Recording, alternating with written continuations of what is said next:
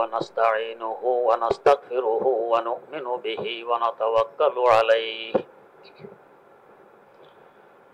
ونعوذ بالله من شرور أنفسنا ومن سيئات أعمالنا من يهده الله فلا مضل له ومن يضلله فلا هادي له ونشهد أن لا إله إلا الله وحده لا شريك له ونشهد أن سيدنا ونبينا ومولانا محمدا عبده ورسوله أرسله بالحق بشيرا ونذيرا وداعيا إلى الله بإذنه وسراجا منيرا صلى الله تعالى عليه وعلى آله وأصحابه وسلم تسليما كثيرا أما بعد فأعوذ بالله من الشيطان الرجيم بسم الله الرحمن الرحيم شهر رمضان الذي أنزل فيه القرآن صدق الله مولانا العظيم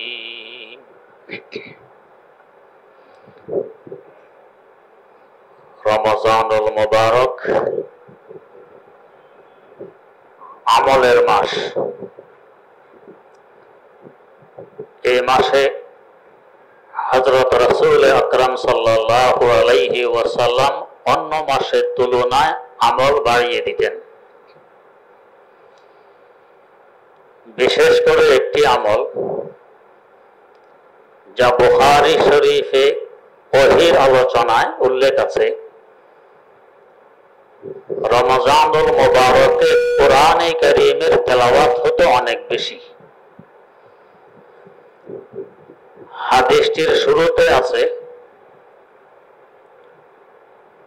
আদম আলাইহিস সালাম থেকে নিয়ে কিয়ামত পর্যন্ত যত মানুষ এই দুনিয়াতে এসেছে এবং আসবে, সবচেয়ে অনেক বড় দানশীল হযরত রাসূলুল্লাহ সাল্লাল্লাহু আলাইহি ওয়াসাল্লাম। কানা আজওয়াদান নাস, সকল মানুষ থেকে বেশি দানশীল, বড় দানশীল। এরপরে আছে হুজুরের দান প্রবাহমান বাতাস থেকেও অনেক বেশি। বাতাস যখন বয়ে চলে, ধনী গরিব, শক্তিশালী দুর্বল, ফকির মিসকিন, দোস্ত দুশমন, সকলেই এর দ্বারা উপকৃত হয়। বাতাস একথা ভাবে না যে এই আমার আল্লাহর কথা শোনে তার গায়ে লাগবো, এই শোনে না তার ধারে কাছে আসবো না। না, বাতাসের উপকারিতা সকলের জন্য সমান। এর থেকেও বেশি দানশীল আর উপকার জগৎবাসী পেয়েছে রাসূলুল্লাহ সাল্লাল্লাহু আলাইহি ওয়াসাল্লাম থেকে। এখানে প্রশ্ন জাগে, তিনি দান করেছেন অনেক, কোনো সন্দেহ নেই, কিন্তু এখন দেখা যায় কোন কোন ধনী একসাথে 10 কোটি 20 কোটি 100 কোটি টাকা দান করে। এত সম্পদ রাসূলুল্লাহ সাল্লাল্লাহু আলাইহি ওয়াসাল্লাম দান করেননি। তাহলে সবচেয়ে বড় দানশীল কিভাবে হলেন? এর এক জবাব তো সহজ। বেশি আর কম এটা অঙ্ক দিয়ে বোঝার নয়, সম্পর্ক দিয়ে বোঝার। একজনের কাছে 1 কোটি টাকা আছে, সে 1 লাখ টাকা দান করেছে, সে দান করলো 100 ভাগের 1 ভাগ। আরেকজনের কাছে আছে 10 টাকা, সে দান করেছে 5 টাকা, অর্ধেক দান করে ফেলেছে। যদিও শুনতে অঙ্কে 10 টাকা ওয়ালার দান কম শোনা যায়, মাত্র 5 টাকা, বাস্তবে একটা বেশি, তার মূল সম্পদের অর্ধেক দান করে ফেলেছে। আর 1,00,000 টাকাওয়ালা দান করেছে মূল সম্পদের 100 ভাগের 1 ভাগ, বহু বেশ কম। তো এখন যারা 1 কোটি, 10 কোটি, 20 কোটি দান করে তাদের সম্পদ হাজার হাজার কোটি টাকার। রাসূলুল্লাহ সাল্লাল্লাহু আলাইহি ওয়াসাল্লাম দান করেছেন, ঘরে কিছুই রাখেননি। ইন্তেকাল করেছেন, 1 পয়সার মিরাস তখন তার কাছে নেই। এইভাবে দুনিয়া থেকে বিদায় নিয়েছেন, সবকিছু দান করে গেছেন। এই হিসাবে তিনি সবচেয়ে বড় দানশীল। কিন্তু এই হাদিসের শেষ ভাগে হুজুর যে সবচেয়ে বড় দানশীল, হুজুর দ্বারা সবচেয়ে বেশি উপকৃত হয়েছে জগৎবাসী, এরপরে যে কথাটি উল্লেখ আছে সেই কথাটি রমজানুল মুবারক আসলে হুজুরের দান আরো বেড়ে যায়। সেটা কি? হযরত জিবরিল আমিন আলাইহিস সালাম হুজুরের কাছে এসে হুজুরকে পুরা কোরআনে কারীম এক খতম শুনিয়ে দিতেন। তখন পর্যন্ত যতটুকু নাযিল হয়েছে ততটুকু উনি শুনিয়ে দিতেন। হুজুর নিজে শুনতেন, জিবরিল আমিন শুনাইতেন। এরপরে হুজুর শোনানো আরম্ভ করতেন, হযরত জিবরিল আমিন শুনতেন। এটা হলো সবচেয়ে বড় দান, জগৎবাসীকে উপকার পৌঁছানো।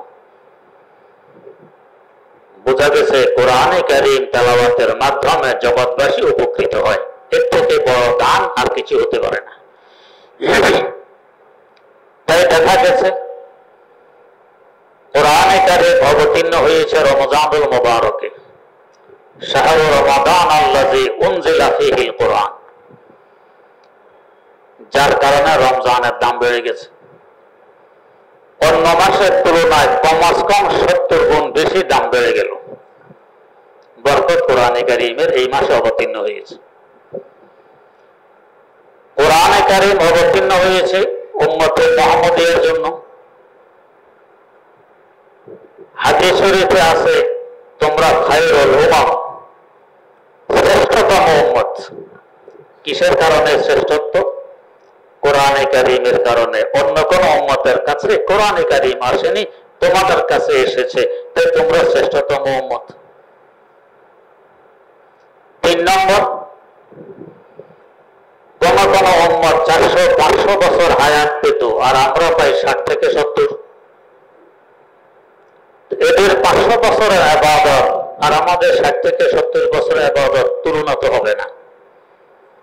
হাসর মাঠে তো লজ্জাই পাওয়ার কথা। কয় না, এই উম্মতের ইবাদত কমাস কম 10 গুণ বেড়ে যায়। একটি ইবাদত করলে 10টি ইবাদতের সমান সওয়াব দেওয়া হয়। তো 60 বছর ইবাদত করা মানে 600 বছর ইবাদত করা। অন্য উম্মতে হায়াত পেয়েছে 500, আমাদের হয়ে গেছে 600। দ্বিতীয়ত, প্রতি বছর একবার রমজানুল মুবারক আসে। 60 বছর হায়াত পেলে 60টা রমজান পেয়ে গেছে। 15 বছর নাবালেগ অবস্থা বাদ দিল, আরো 45টা রমজান থাকে। 600কে আরো 70 দিয়ে গুণ দেন, কত বাড়বে? বেড়ে গেছে। এটা তো নিম্ন হিসাব। আল্লাহু ইউদাইফু লিমান ইয়াশা, আল্লাহ পাক চাইলে আরো অনেক বাড়িয়ে দেন, যার কোনো সীমা নেই। এরপরে প্রতি বছর একবার সবে কদর, সেখানে তো আরো বেশি। 1000 মাস থেকেও উত্তম এই একটি রাত। 1000 মাস যাবৎ ইবাদত করলে যে সওয়াব পাইতাম, এই এক রাতের ইবাদতে সে সওয়াব পেয়ে যাব। অন্য উম্মতের কাছে এগুলো ছিল না। বরকত কিসের? ইন্না আনজালনাহু ফী লাইলাতিন মুবারাকা, আমি কোরআনে কারীমকে বরকতময় রাত তথা শবে কদরে অবতীর্ণ করেছি, যার কারণে এই রাতের দাম বেড়ে গেছে। কোরআনের বরকত। কোরআনের কিছু অংশ মদিনায় মুনাওয়ারা, কিছু অংশ মক্কায় মুকাররমা অবতীর্ণ হয়েছে, যার বরকতে মদিনায় মুনাওয়ারার মসজিদে 1 ওয়াক্ত নামাজ পড়লে ইবনে মাজাহ শরীফের হাদিস অনুযায়ী 50,000 নামাজের সওয়াব হয়ে যাবে। 50,000 গুণ বেড়ে গেছে। বরকত কিসের? কোরআনে কারীমের। কোরআনে কারীম কিছু অংশ অবতীর্ণ হয়েছে মক্কায় মুকাররমা, এখানে 1 ওয়াক্ত নামাজ পড়া অন্য এলাকায় 1 লক্ষ নামাজ পড়ার সমান। লক্ষ গুণ দাম বেড়ে গেছে এই এলাকার। কেন? কোরআন এখানে অবতীর্ণ হয়েছে। রাসূল আকরাম সাল্লাল্লাহু আলাইহি ওয়াসাল্লাম সাইয়্যিদুল আম্বিয়া, নবীদের সরদার, নবীদের নবী, রাসূলদের রাসূল। এত দাম, এত মান, এত সম্মান, এত ফজিলত কেন? তার উপর কোরআন অবতীর্ণ হয়েছে, দাম বেড়ে গেছে। এখান থেকে বোঝা যায় কোরআনের কারণে সময়ের দাম বাড়ে, কোরআনের কারণে জায়গার দাম বাড়ে, কোরআনের কারণে মানুষের দাম বাড়ে। রাসূল আকরাম সাল্লাল্লাহু আলাইহি ওয়াসাল্লামের অবদান সবচেয়ে বেশি এটা কোরআনে কারীমের কারণে। রমজানে জিবরিল আমিন আলাইহিস সালামকে একবার শুনাইতেন, জিবরিল আমিন থেকে আবার তিনি শুনতেন। বোঝা গেছে এই মাস বেশি বেশি তেলাওয়াতের মাস।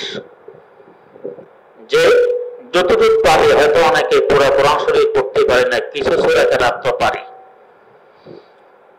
অন্তত সূরা ফাতিহা তো পারি, এটাই বেশি বেশি পড়তে থাকি, বারবার পড়তে থাকি। অন্য সময় পড়লে তো এক এক অক্ষরে কমাস কম 10 নেকি, এখন 70 গুণ বেড়ে গেলে 700 নেকি। শুধু আলহামদু শব্দ মাত্র তেলাওয়াত করলাম, বাকিটা এখনো করিনি। এখানে 5টি অক্ষর আছে, 535 নেকি আমলনামায় এসে গেছে। যদি কারো শুদ্ধ না থাকে, শুদ্ধ করার চেষ্টা করবো, এর থেকে ডবল সওয়াব হবে।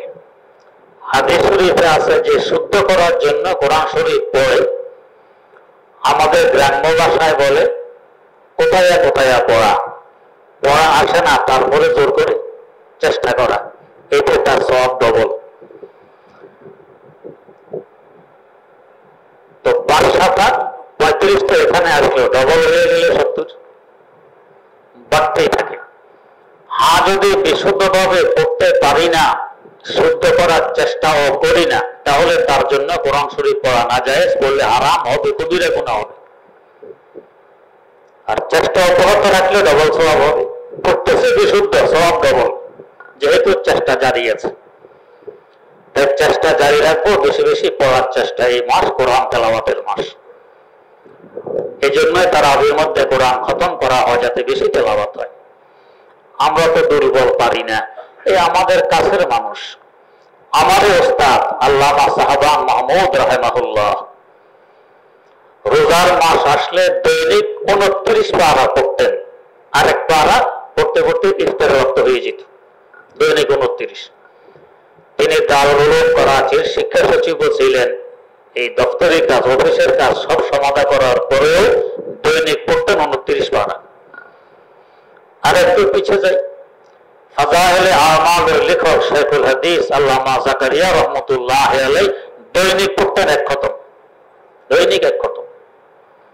এরপরে তারাবিতে খতম, তাহাজ্জুদে খতম, চলতেই থাকতো। আল্লাহ রাব্বুল আলামিন বান্দাদেরকে তৌফিক দিয়েছেন, সময়ে বরকত দিয়েছেন, তারা পারেন। আমরা অন্তত 1, 2, 3 খতম করার চেষ্টা করা দরকার। কমাস কম 1 পারা পড়লে 1 খতম হবে, 2 করলে 2, 3 পারা পড়লে 3 খতম। একটি কাজ হবে রমজানুল মুবারকে বেশি বেশি কালামে পাকের তেলাওয়াত। 2 নম্বর আরেকটি গুরুত্বপূর্ণ কাজ যা সামনে আসতেছে, যাকে শরীয়তের পরিভাষায় ইতিকাফ বলা হয়। হাদিস শরীফে আছে আল মুতাকিফু ইয়াতাকিফু যুনুব, যে বান্দা ইতিকাফ করে সে গুনাহ থেকে বেঁচে থাকে। হাদিস শরীফে আছে খায়রুল বিকারে মাসাজিদুহা, দুনিয়ার উত্তমতম জায়গা হলো মসজিদগুলো। তো আমি উত্তমতম জায়গায় চলে আসলাম, এখানে গুনাহ খাতার সম্ভাবনা কম। ইবাদত করি আর না করি চুপচাপ বসে থাকলেও ইতিকাফের সওয়াব আমলনামায় উঠতে থাকবে। বাইরে থাকা অবস্থায় যে সমস্ত ইবাদত করতাম ইতিকাফের কারণে, ওগুলো যে করতে পারি না, ওইগুলো করলে যে সওয়াব হইতো, ইতিকাফে আসার কারণে না করার পরেও এই সওয়াব হবে। গুরুত্বপূর্ণ ইবাদত। বরং ইবাদতটি তো এমন, আমাদের মধ্যে এমন কে আছে যার কোনো গুনাহ নেই? অহরহ আমাদের গুনাহ হতেই থাকে, ইচ্ছায় অনিচ্ছায়, ঘরে বাইরে গুনাহ হতেই থাকে। আল্লাহ মাফ করুন। তার মানে আমরা সকলে আল্লাহ রাব্বুল আলামিনের হাসর মাঠের কোর্টের আসামি। আসামি তো আসামি, এমন আসামি সপক্ষে সাক্ষী নেই, বিপক্ষে সাক্ষী আছে।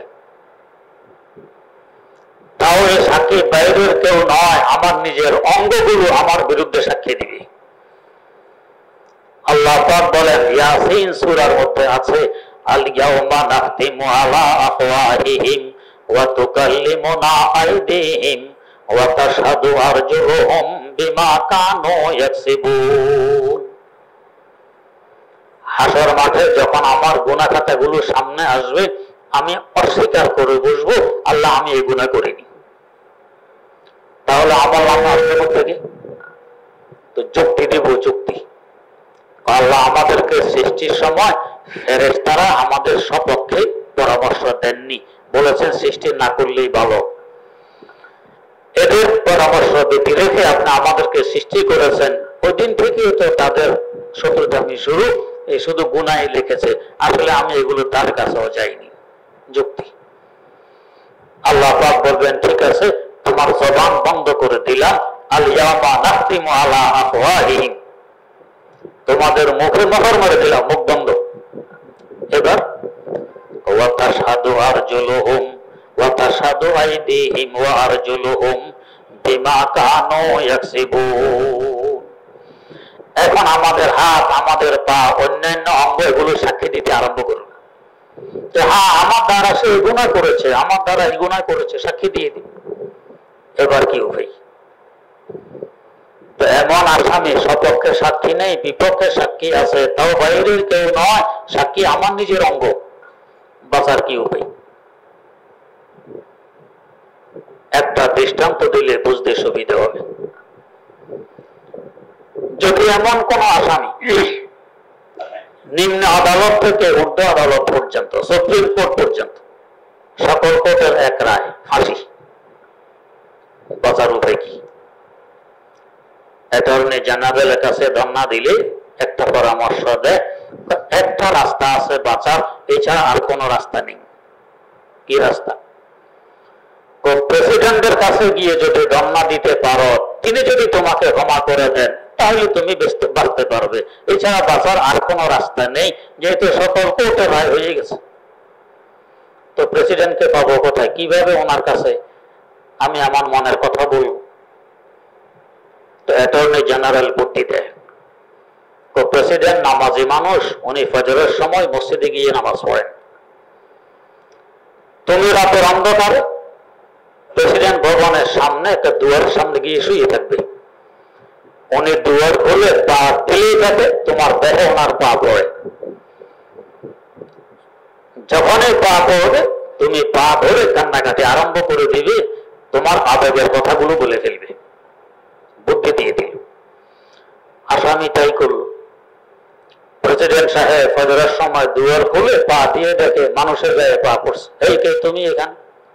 এই পা জড়িয়ে ধরে হাউমা করে কান্নাকাটি। নিজের মনের কথাগুলো বলে দিল, আমার বাঁচার আর কোনো রাস্তা নেই, আমি বড় অসহায়, শেষমেশ আপনার দুয়ারে ধর্ণা দিয়েছি, আপনি যদি আমাকে ক্ষমা করেন ক্ষমা হতে পারে, এছাড়া আর কোনো রাস্তা নেই। প্রেসিডেন্টের মন যদি নরম হয় তো ঠিক আছে, পা ছাড়ো, যাও, তোমাকে ক্ষমা করার পরোয়ানা জারি করে দিলাম। এই তো বাঁচার সুর। আমরা তো আসামি, বাঁচার কোনো রাস্তা নেই, সাক্ষী আমাদের বিপক্ষে। জগতের অ্যাটর্নি জেনারেল রাসূলুল্লাহ সাল্লাল্লাহু আলাইহি ওয়াসাল্লাম একটি বুদ্ধি দিলেন। ও আমার উম্মতারা, একটি বুদ্ধি শুনে রাখো। কি? মসজিদগুলো হলো আমার আল্লাহর ঘর। আল মসজিদ বাইতুল্লাহ, মসজিদ আল্লাহর ঘর। এখানে গিয়ে রমজানের শেষ 10 দিন, বছরের সবচেয়ে ফজিলতের দিন, আল্লাহর রহমতের সাগরে ঢেউ ওঠে। এই 10 দিন তার দুয়ারে গিয়ে পড়ে থাকো, তার কুদরতি পা ধরে পড়ে থাকো। নিজের মনের কথাগুলো চোখের পানি ছেড়ে দিয়ে তার কাছে ব্যক্ত করো। আল্লাহ রাব্বুল আলামিন দুনিয়ার প্রেসিডেন্ট থেকে লক্ষ কোটি বেশি মহব্বত রাখেন আমাদের জন্য। এই সময় এক সময় তার রহমতের সাগরে জোশ উঠবে, বলে দেবেন, যাও বান্দা, তোমাকে ক্ষমা করে দিলাম। হাদিস শরীফে আছে ঈদের রাত যখন বান্দা ইতিকাফ শেষ করে ইবাদত করে পরের দিন ঈদের মাঠে যাওয়ার সময় আসার সময় ফেরেশতারা তার সাথে মুসাফাহা করার জন্য ভিড় করে। কেন ভিড় করব? তার বেগুনাহ, তার ক্ষমা হয়ে গেছে, কোনো গুনাহ নেই, নিষ্পাপ। এখন তার ফজিলত, তার দাম আমাদের থেকে বেশি। তার সাথে মুসাফাহা করলে আমরাও তার পথের ভাগীদার হব। মুসাফাহা করে তো ক্ষমা পাওয়ার একটা রাস্তা ইতিকাফ।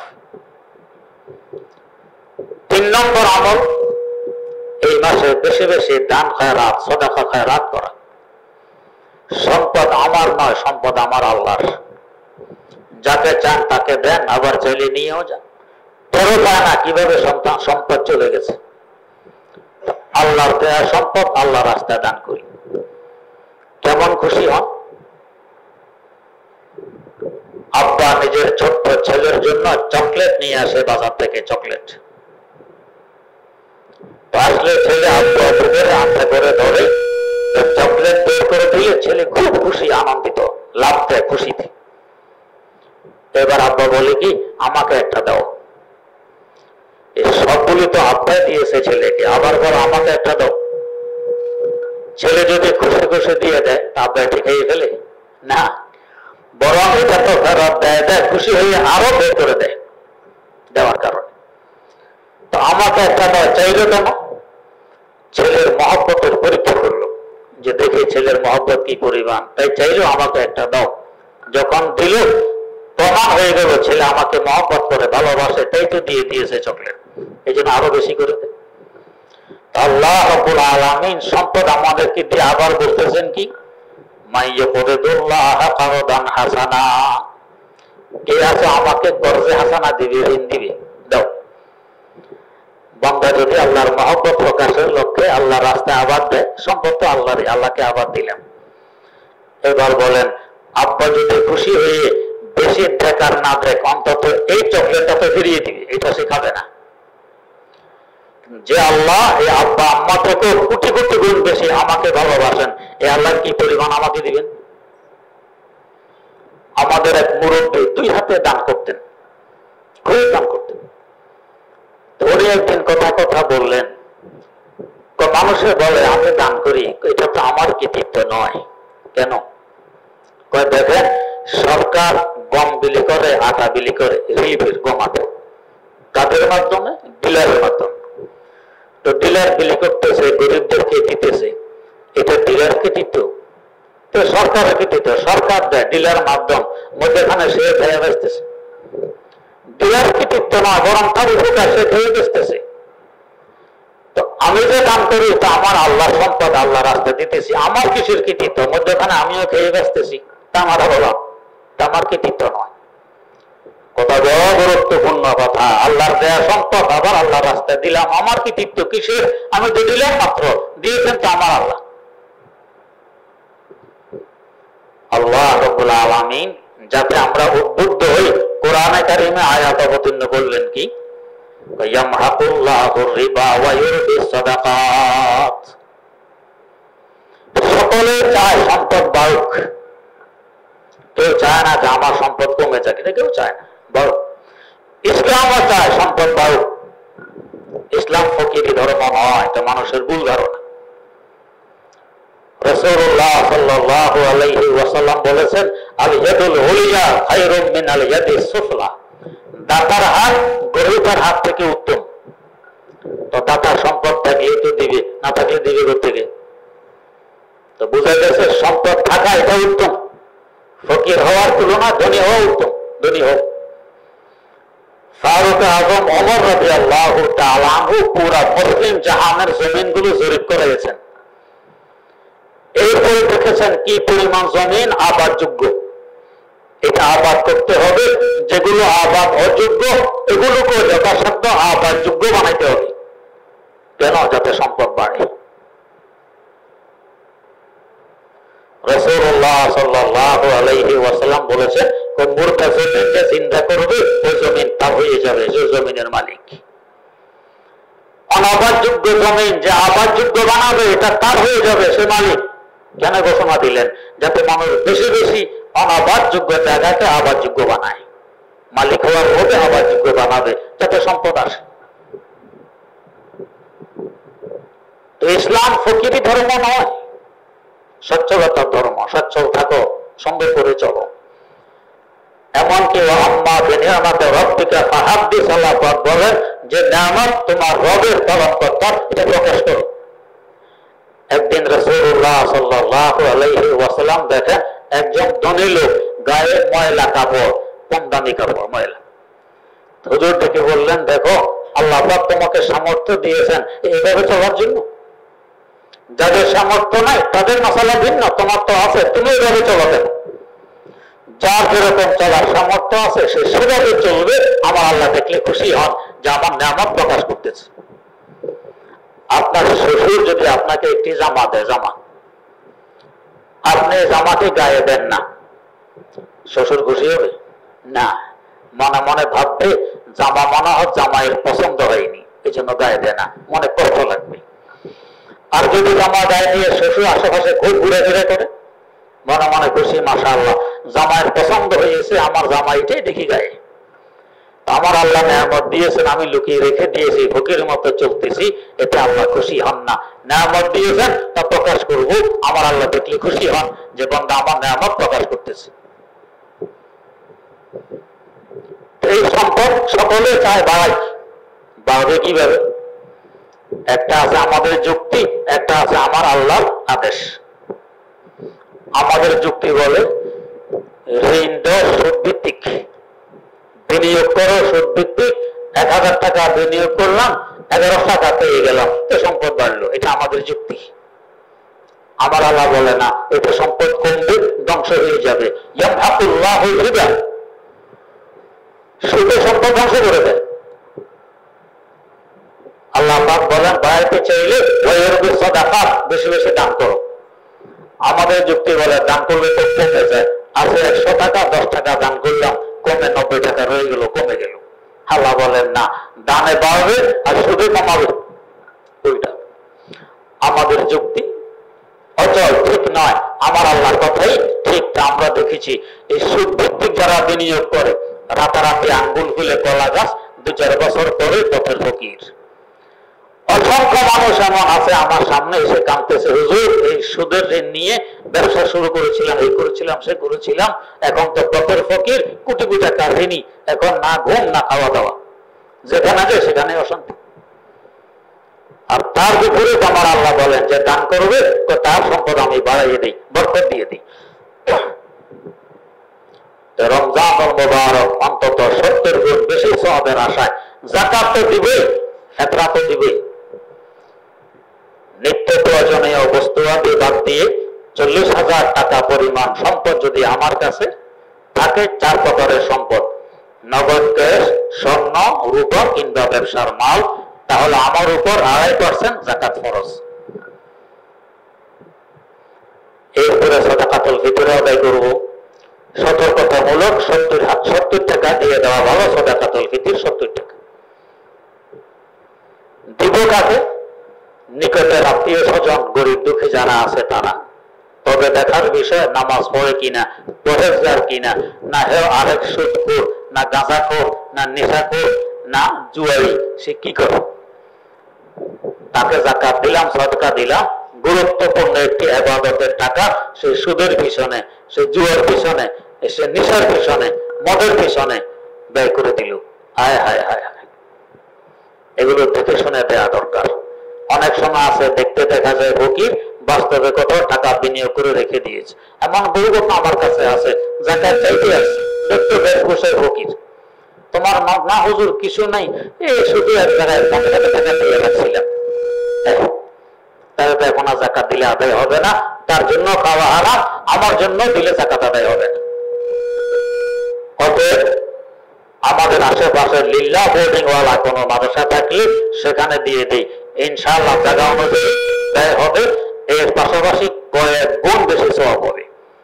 এলেমের সেবা, দ্বীনের সেবা, রুহানি আত্মীয়ের সেবা, যাকাত আদায় করার সওয়াব কয়েক গুণ বেশি সওয়াব পাওয়া যাবে। আশেপাশের মাদ্রাসাগুলোতে দিয়ে দিই। তবে মসজিদে যাকাত ফিতরার পয়সা দিলে এটা আদায় হবে না, মসজিদে দেওয়া যাবে না। মসজিদে দিবে আমার অন্য দান।